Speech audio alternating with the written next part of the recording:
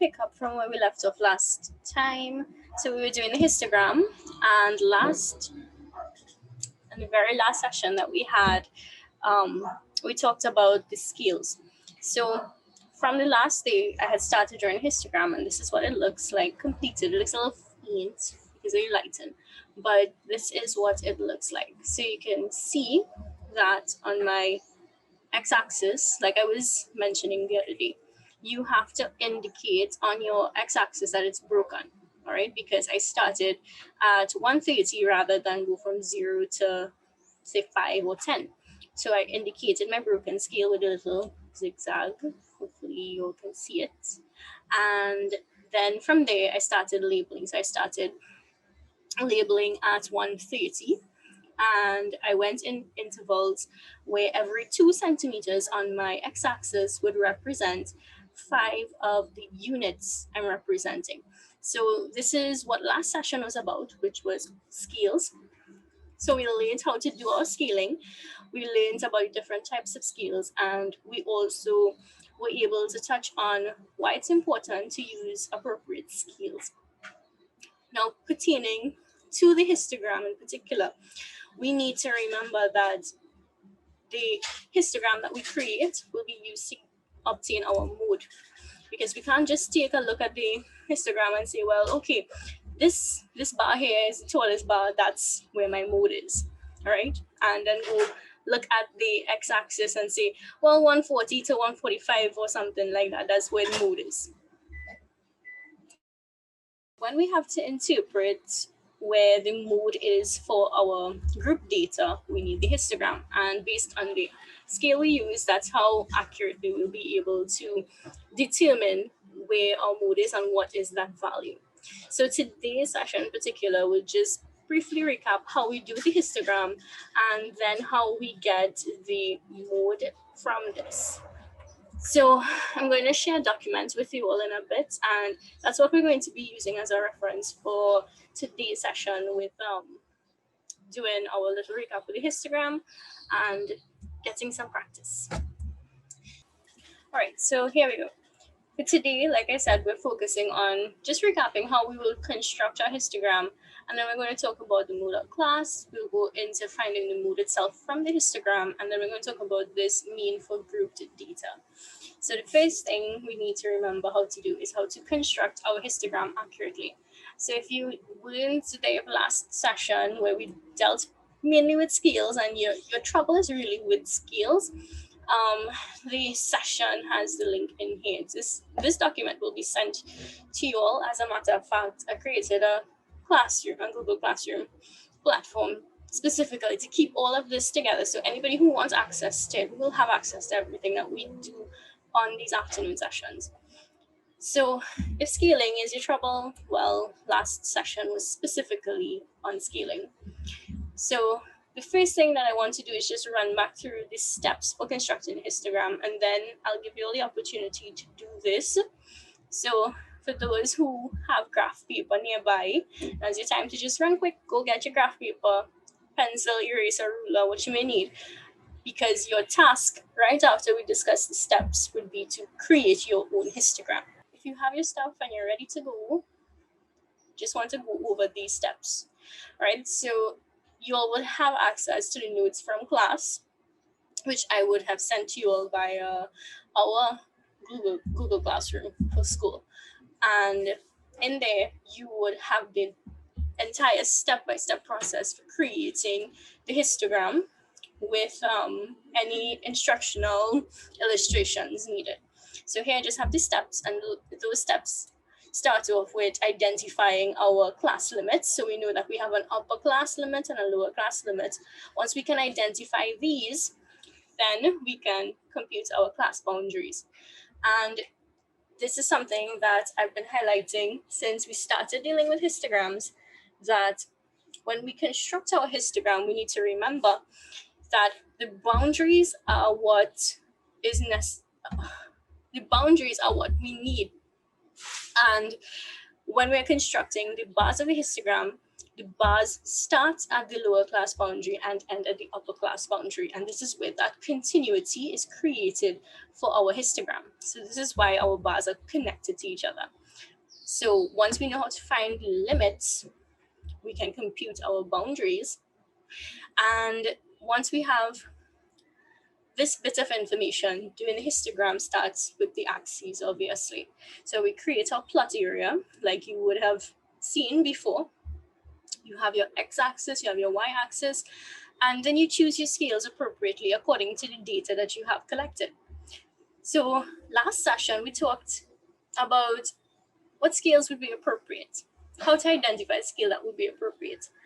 And basically, we were talking about using smaller scales versus larger ones.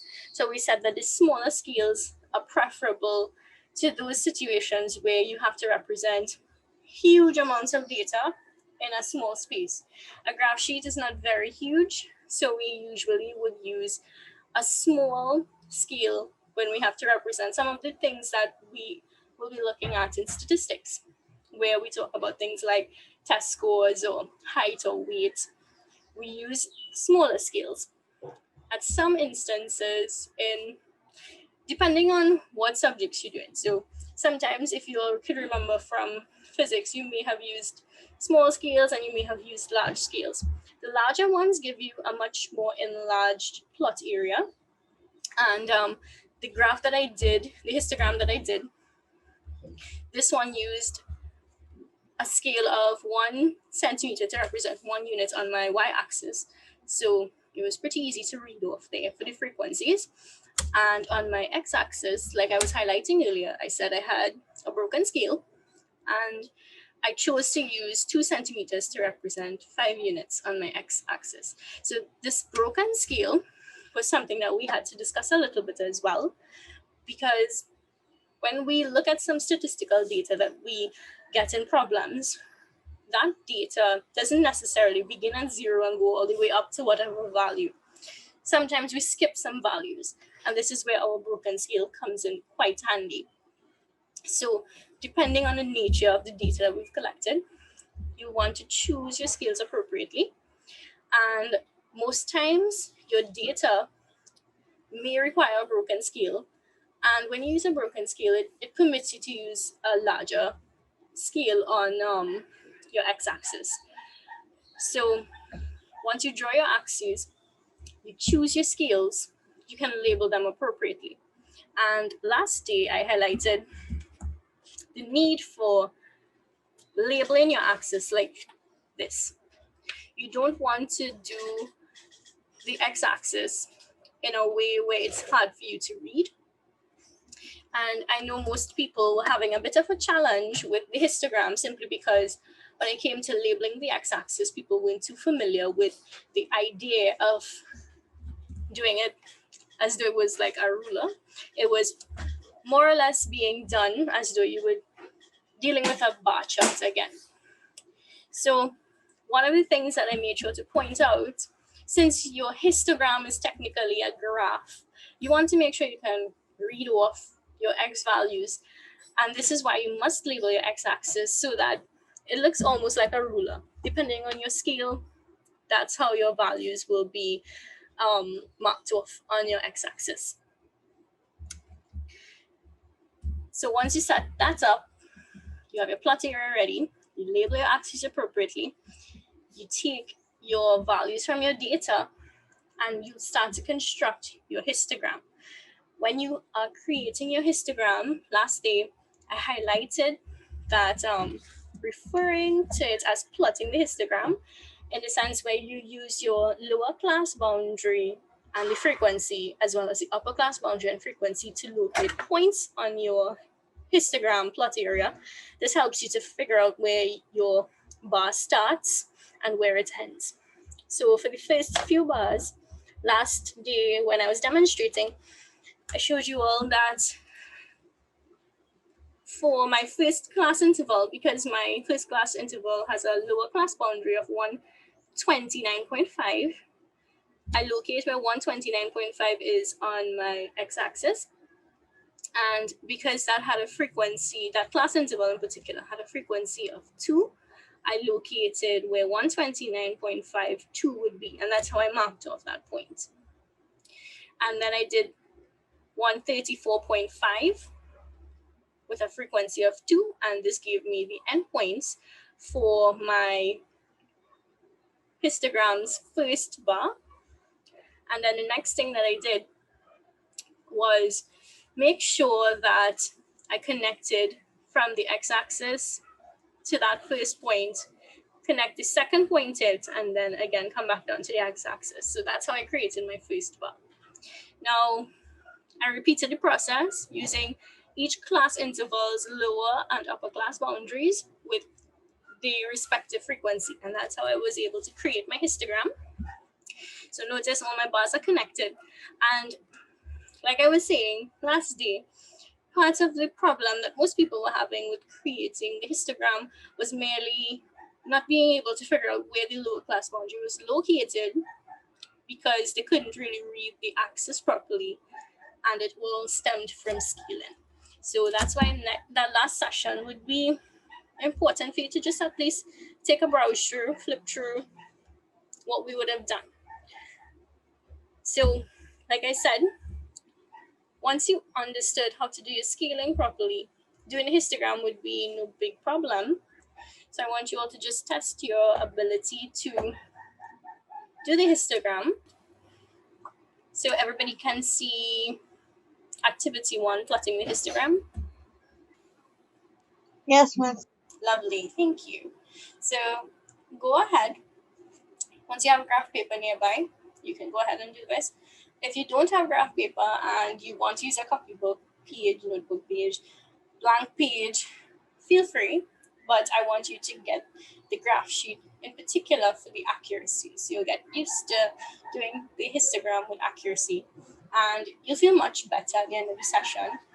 And overall, when you're able to do histogram accurately and get your mode with ease, and all right. So I'll give you all about 7 minutes. Go ahead, get your histogram organized, all right? And I'll email this document to you all later, so you all can fill in whatever you all would have done in the session, and you can send it to me because I want to see how you all go in.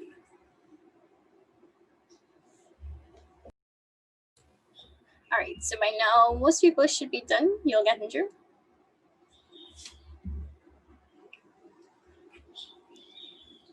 Yes, I'm nearly finished. Nearly finished. Nice. Nadia, Kimura, you'll get into. All right, nice.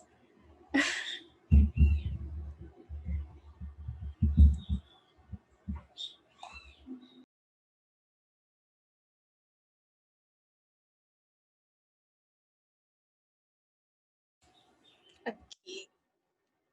Anybody still need a little more time?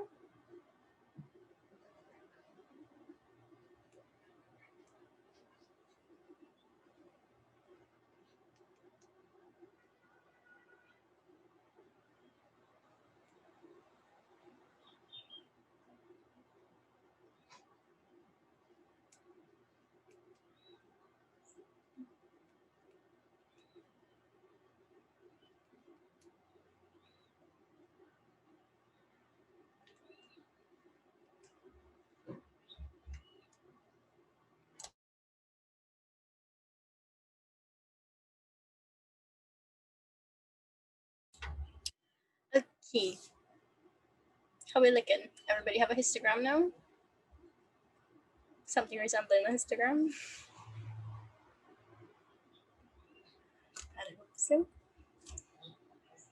Ah, I see somebody in the chat. Let's see what's going on with that. Ah, beautiful. Thank you.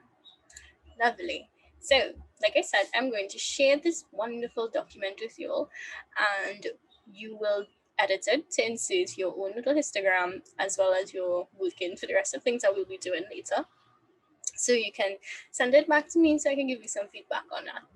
Now let's just take a quick look. So I'm gonna stop sharing the document for a bit and we're gonna look at the histogram because I'm working along with you all. So this is what my histogram looks like.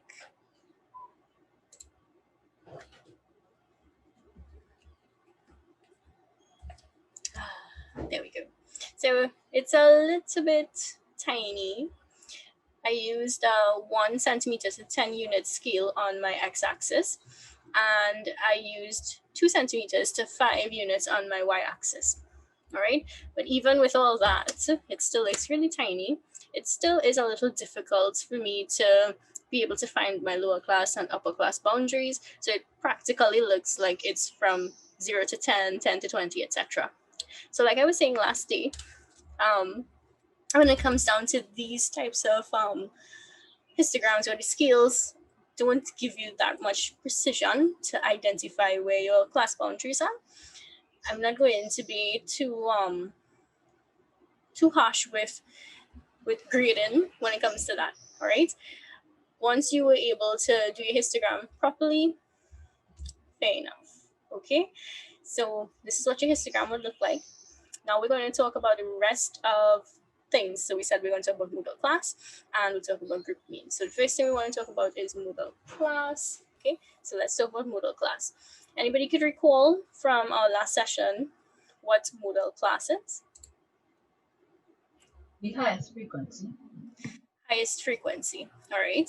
So when we look for the modal class, from this table that I'm sharing here with you, lovely ladies, today, which one is my modal class? Anybody want to tell me?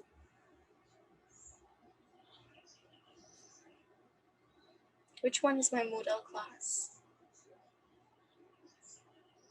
41 to 50. 41 to 50. That's it.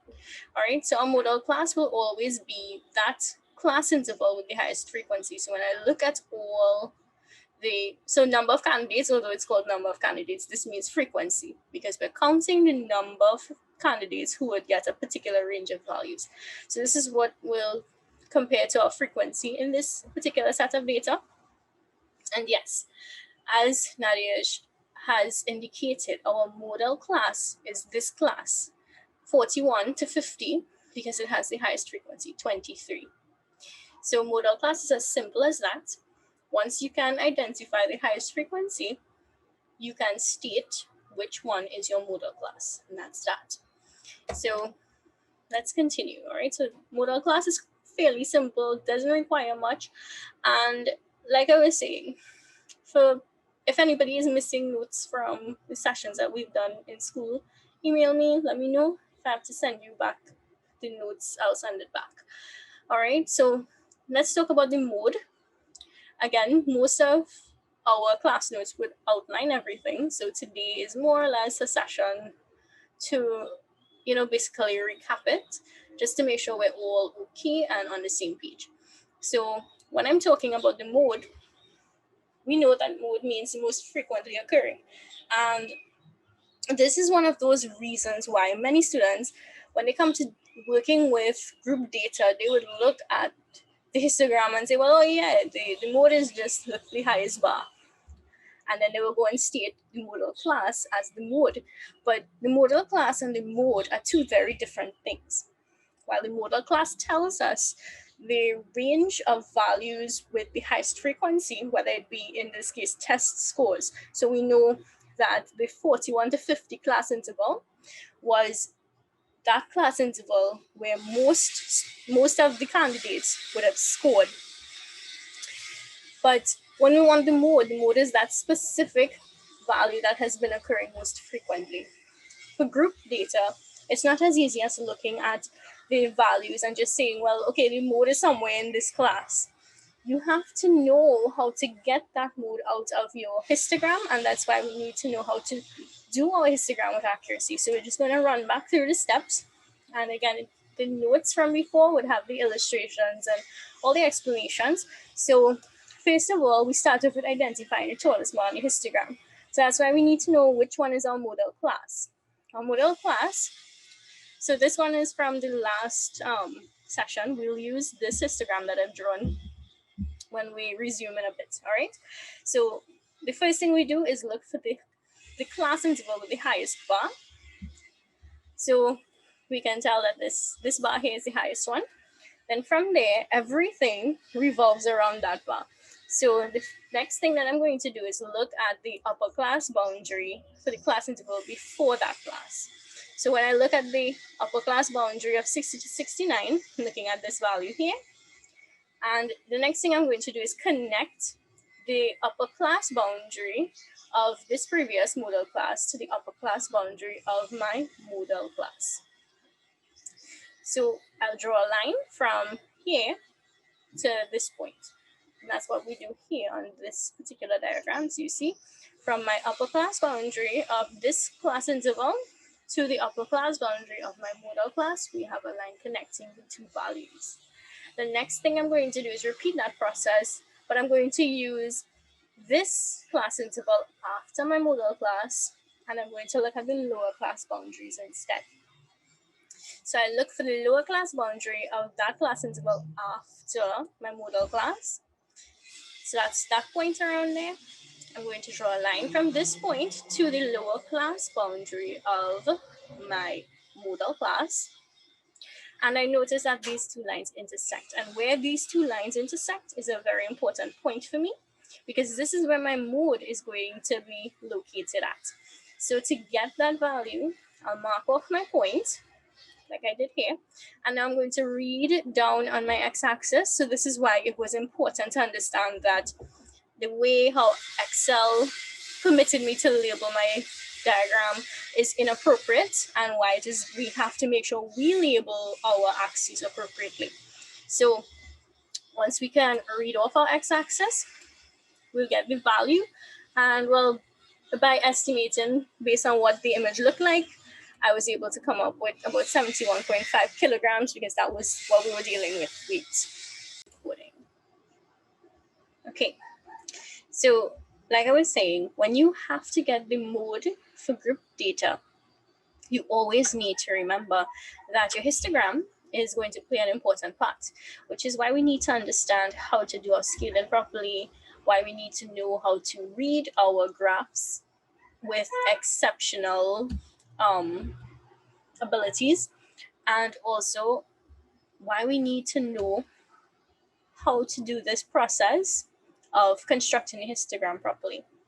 So now I'm going to deal with the procedure for obtaining my mode from the histogram. So the first thing that we need to remember how to do with the mode is the procedure that we were talking about just now. So first of all, I'm going to identify my modal class interval, because that bar has that one would be the tallest bar on the histogram, and that's where my mode should ideally be located within. So I'm going to start by looking for that bar, and that bar happens to be the 41 to 50 interval. So that's this bar, this nice tall bar right here. So the next thing I'm going to do is take a look at the bar that comes before my modal class interval bar. So that bar is this 31 to 40 interval. And I'm going to look at the upper class boundary of that class interval. So when I talk about the upper class boundary, I'm talking about this point over here. All right, so that's where my upper class boundary is located. Now the next thing I'm going to do is locate the upper class boundary for my modal class. We go to the upper class boundary of my modal class, which is this point up here, and I mark that off. Now the next thing I need to do is connect these 2 points. I'm going to draw a straight line from upper class boundary to upper class boundary, like this. And there we go. So that's the first part of it. Now I'm going to repeat the process, but now I'm going to be using the lower class boundary of the class after my modal class. And now I'm going to locate my lower class boundary. So my lower class boundary for this class interval will be this point here. So now remember what I was saying about that accuracy. If I use the larger scale, let's just say my data could have been accommodated by a larger scale. In that case, it would be much easier for me to identify my class interval boundaries, and I'll be able to get a more accurate read on those values. So my mode would have been even more accurate as well. Repeating my process, like I was saying, I'm going to locate my lower class boundary from my modal class, and I'm just going to connect these 2 points. So you all could be doing the procedure as well with your histogram.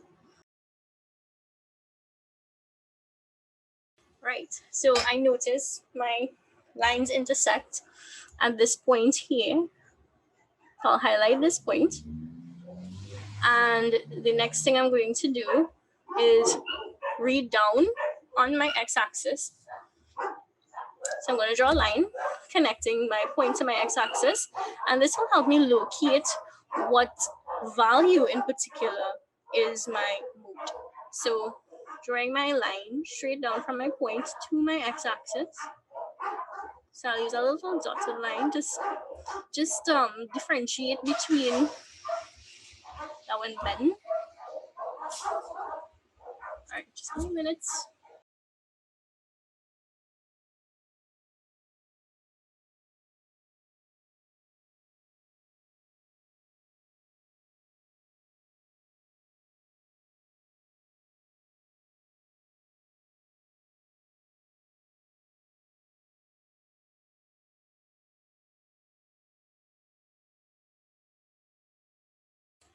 All right, sorry about that. Noise was a little unbearable.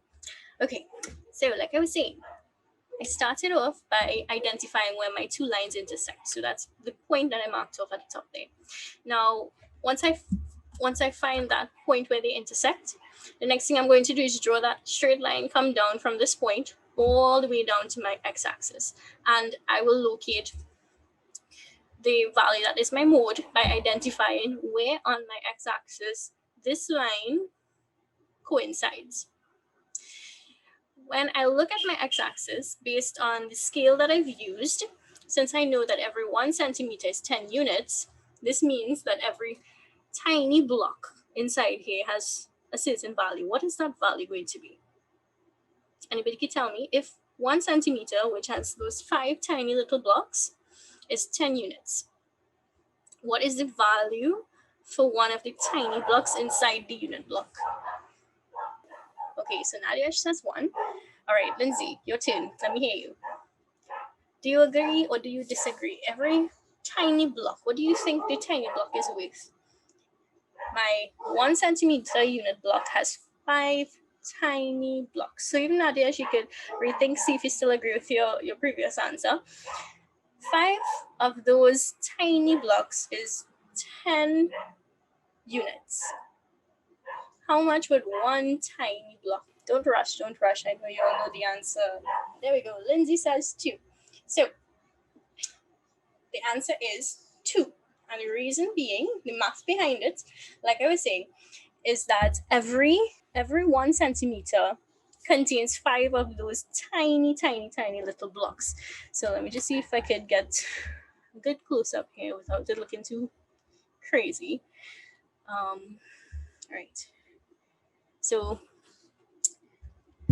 on my graph sheet, every 1 centimeter unit contains 5 of these little tiny blocks. 1, 2, 3, 4, 5. So if I said that every 1 centimeter represents 10 units, and every 1 centimeter has 5 tiny blocks, that would mean every tiny block is 10 divided by 5, which will give me 2. So every tiny block is 2 points, because we're dealing with test scores here. All right. So every tiny block is 2 units on my x-axis. So this means that where I've marked off that my mode should be at, if I'm going to get the exact value, so we look here, the closest value is 40 right now. So I count the number of tiny blocks until I get to where my point is marked off. So 40, 42, then here is 44, and where my line is at is 46. So my mode is actually 46. Miss, how come the bars are directly on the numbers instead of on the 0.5s? Right. So, like I was saying before, I always tell you all this, I can't be too harsh when we use when we use a scale like this, it's a little difficult for me to actually get the 0.5 exactly. Especially too if the pencil that I'm using is not very sharp. It will still look like it exactly on the number. Okay, so that's why I said I won't be too harsh with you all when it comes to the 0.5s with these kinds of scales. All right, but when you can use a broken scale and you can improve in terms of using a larger scale, always take the opportunity to do it because you'll get a higher degree of accuracy with your answers. Okay, so that's what I was highlighting earlier while I was, locating my boundaries. I was saying that these here are a little difficult to get my 0.5s, so my accuracy will not be as good as maybe if you decided to do your graph a little differently. Because I also wanted to point out you didn't really need to do it like how I did my portrait. You could also, flip your graph sheet so you could do it landscape instead, and you'll get a nice bigger space to do your working for your histogram, and it would come out a lot better. It really would be much more accurate as well. So also I need to point out because some people, I can't remember who it was, but some people were doing the histogram like this, doing it landscape, and I had seen one of my Form 5s do this before too. But always remember, whenever you are doing your graphs, if you're doing it like landscape like this, always start so that your X and Y axis intersect at the extreme left of your paper, especially if you're only dealing with positive quadrant, like what we're dealing with here, the data is only positive. So we will only need positive quadrants. And that's why we always start at the extreme left to make sure our X and Y axes intersect at the extreme left of the paper.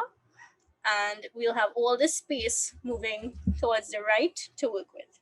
Okay, so like I was saying, it all depends on you as the person working with your data. If you want to work with your paper in landscape, that's how you will work with it in landscape. If you want to stick to it in portrait, not a problem. You just get an accurate histogram like mine. But that's how we work to get the mood. Okay, so if you all were working on your histograms and you evaluated what your mode is, you can write it down. So I got mine to be 46, and depending on your degree of accuracy, once you all read off that value for me properly from your graph, not tell me 46 because I get 46. Once you read off the value from your graph properly, you'll get your mark. Because when you are being assessed for CSEC as well, they are testing your ability to read a graph. They are testing your ability to interpret graphs, to interpret your skills, etc. So one mark it is once you can read off from your graph properly. So the next thing that we need to deal with here today, and we'll wrap it up and call it a day, is that group mean.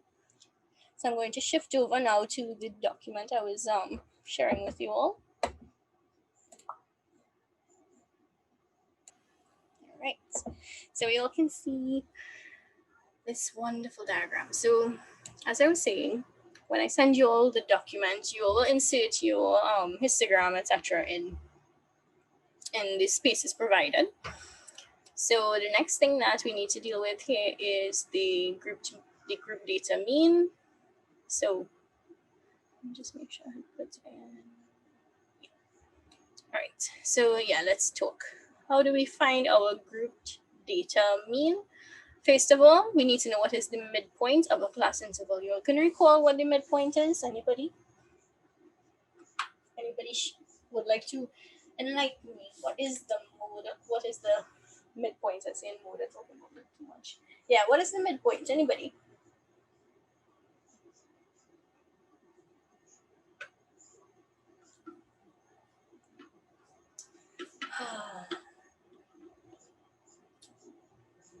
I can't remember. Okay, can't remember. Okay, so a little English class in math. When you hear midpoint, break up midpoint into the two syllables that you hear. So your first syllable is mid and your second syllable is point. When you hear mid, what do you think of? What comes to mind? Medium. Say it back. When you hear mid, M-I-D, mid, Medium. medium. Okay, Nadia, what comes to your mind when you hear the word mid? When you hear prefix mid, what comes to Middle. mind? Middle. That's it. Middle. So, um, Lindsay, you're kind of onto something with medium because medium is like middle in a sense for sizes sometimes, but we have lots of sizes these days. But anytime you hear mid, middle, all right, because even in coordinated geometry you will meet midpoint, and that refers to, so the second syllable, which is point, that refers to a point which is at the middle of something. In coordinate geometry, midpoint refers to that point which is at the middle of a line segment. Here, when we talk about class midpoint essentially is that point which is at the middle of your class interval. Now, it doesn't mean that you're going to go to your histogram and try to estimate where the midpoint is or whatever.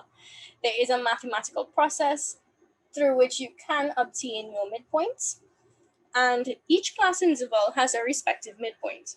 So in order for us to compute our class intervals midpoint, we must know how to find our boundaries. And these refer to our lower class boundaries and upper class boundaries.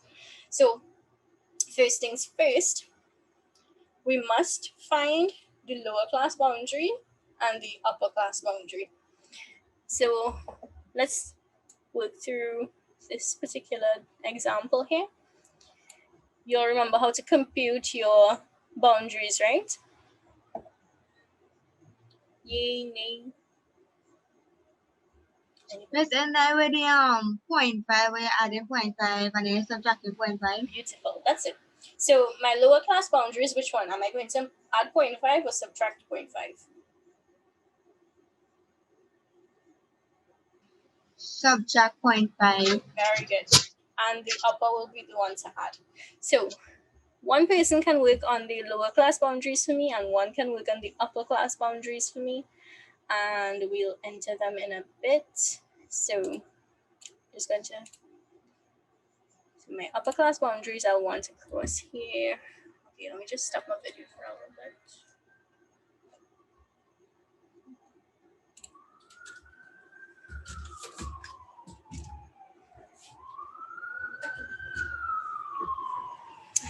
Way by.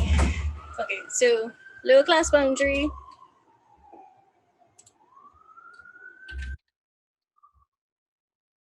We'll put over here, lower class boundaries, and then upper class boundaries.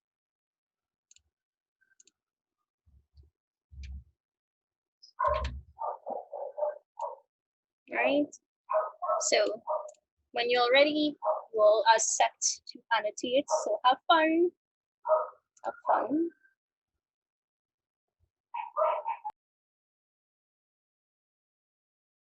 All right, so lower class boundaries in, and unfortunately, Lindsay told me she had a power cut. So, sorry. All right, Nadia, so anytime you're ready, you could just insert the upper class boundaries.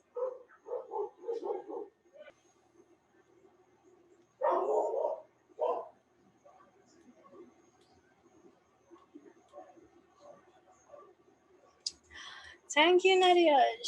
Looks lovely. Okay, so let's get into working out our mean. So once we have our boundaries, like I was saying, that's what we need to do our midpoint. So the midpoint seems very painstaking, but the midpoint is going to be the sum of these two boundaries that we've obtained. So our lower class boundary plus our upper class boundary, and then we're going to divide it by 2 because middle, right? So 10.5 plus 0.5 will give me 11, and then 11 divided by 2 will give me 5.5. So my first midpoint would be 5.5. I'm going to type that across here now. All right, so on the side you'll see midpoints. So midpoints. Now in stats, you will notice in particular the notes that I did last the last set that I had posted on Google Classroom. Oh, Lindsay coming back in. All right. Yeah. So the last set that I did, you will notice that your midpoint is labeled as X. So whenever you're dealing with stats, just remember your midpoint will be labeled as X once you're dealing with group data. And when we have to calculate our frequencies, you'll see things with notation F and X. So these things, just remember your midpoint is X and F refers to your frequency. So my first midpoint, just before you rejoined, Lindsay, I was just reminding that the midpoint is computed by finding the sum of the lower class boundary, the upper class boundary, and then dividing that by 2. So our first midpoint will be 0.5 plus 10.5, which will give me 11. And then half of that is 5.5. So I'm going to insert my midpoint here now.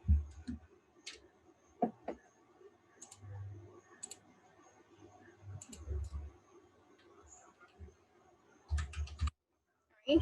So you all can go ahead and compute the rest.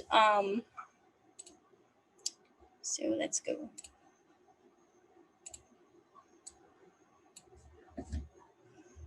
So the next one is from 10.5 to 20.5.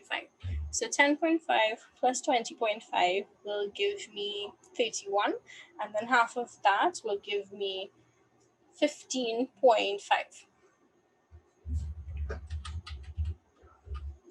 My next boundary is 20.5 and 30.5. Finding the sum again, we'll get 51, and half of 51 will give me 25.5. Oh boy, the noise. Okay, so I'm gonna mute and just enter the values.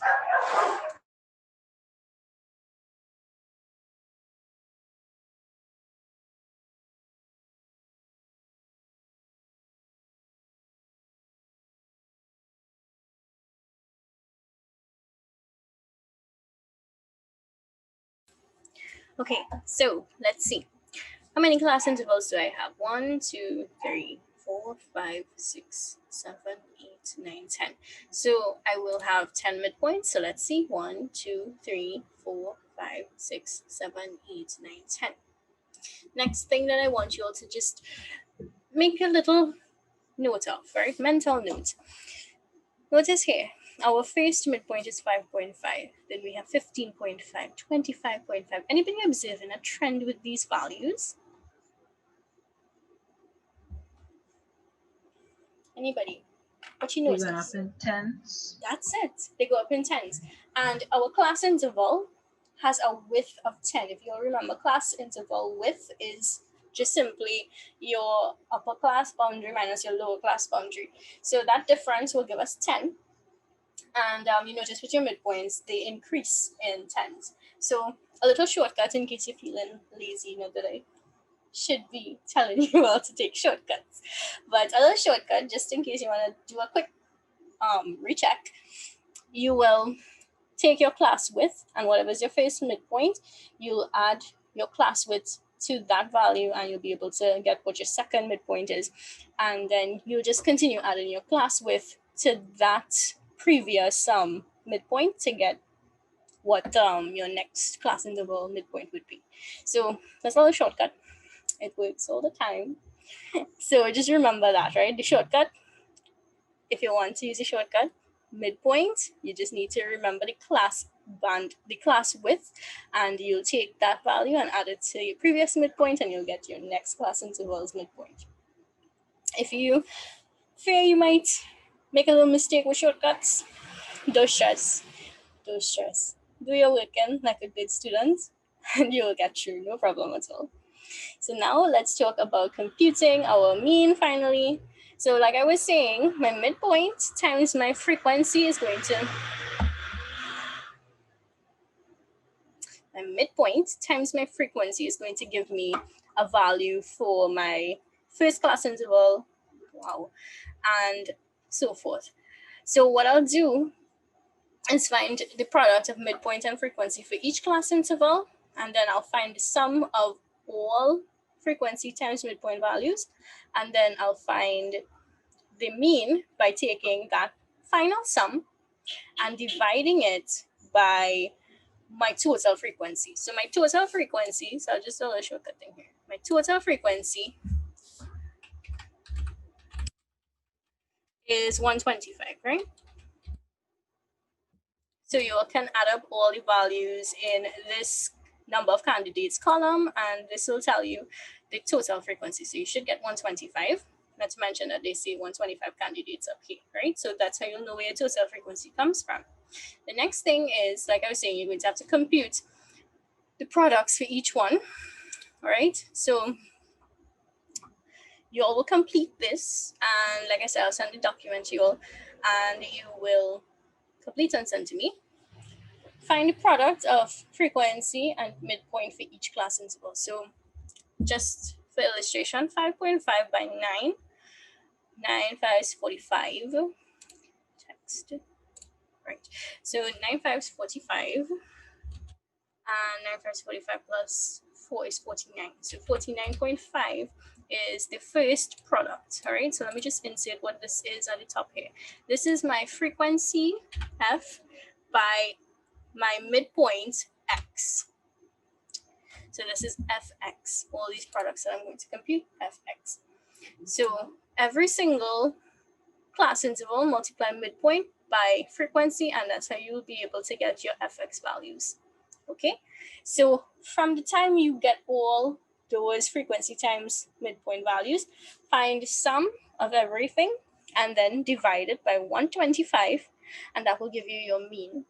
Okay, so you all could go ahead, if you have a calculator handy, do all your products quick for me, and you all can come and set the values, and we'll work out what the sum is, and hopefully calculate the mean so you'll know what value you have to get when you are doing over your weekend. Okay.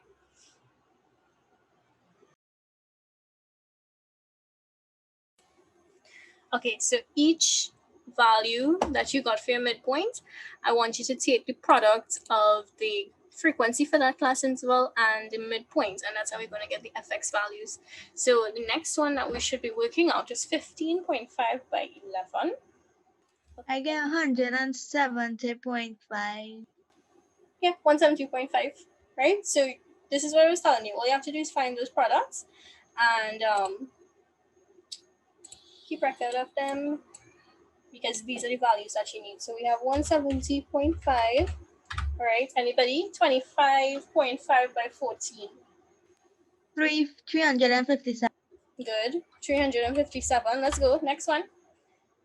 15 by 35.5.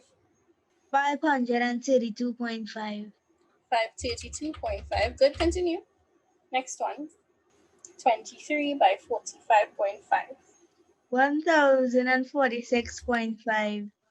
1046.5. Good. Next one. 1054.5. 13 by 65.5. 851.5. Good. All right, so 75.5 by 9.